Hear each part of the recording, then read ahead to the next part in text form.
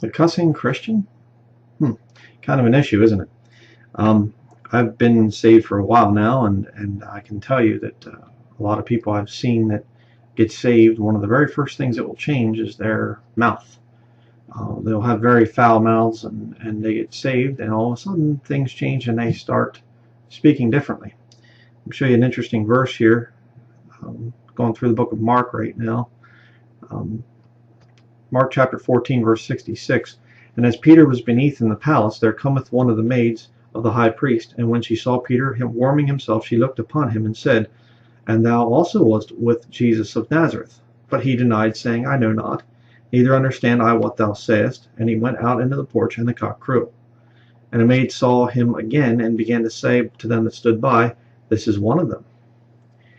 And he denied it again. And a little after, they that stood by again said to Peter, Surely thou art one of them, for thou art a Galilean, and thy speech agreeth thereto.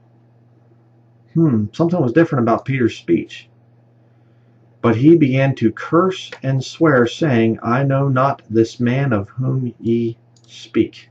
There's another passage, one of the other accounts, where the maid actually says, Thy speech bewrayeth thee.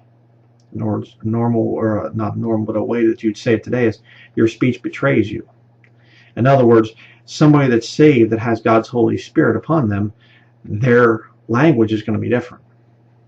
Okay? It's very, very important to understand that. Again, I've gotten in debates with people from Steven Anderson's camp, and they defend the guy using profanity. Telling people, get the H out of my church, and this guy's a bleep that, or whatever. And and his followers, they get into my comments, and they're just using all kinds of filthy language and the F word and stuff like this, and I'm going, huh?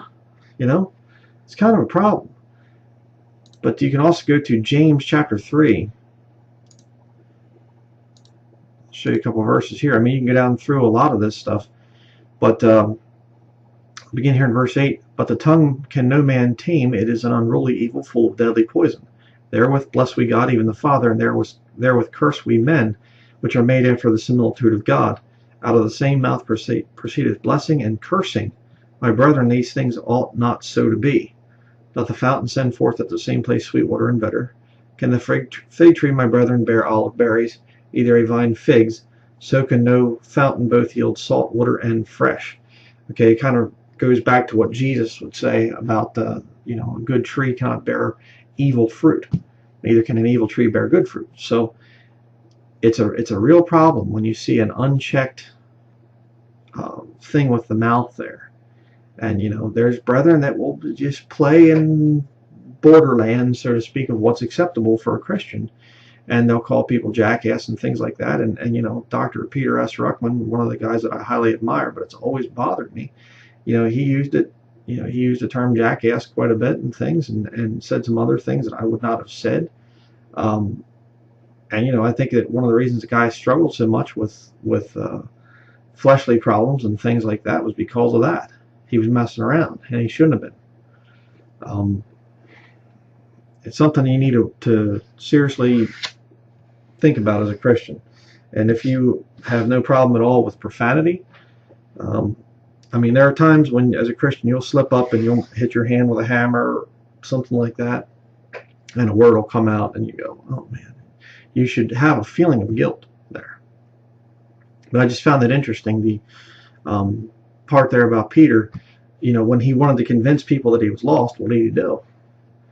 He began to curse and swear. Those are the marks of lost people. Be careful that you don't get confused in with the lost world because of your speech.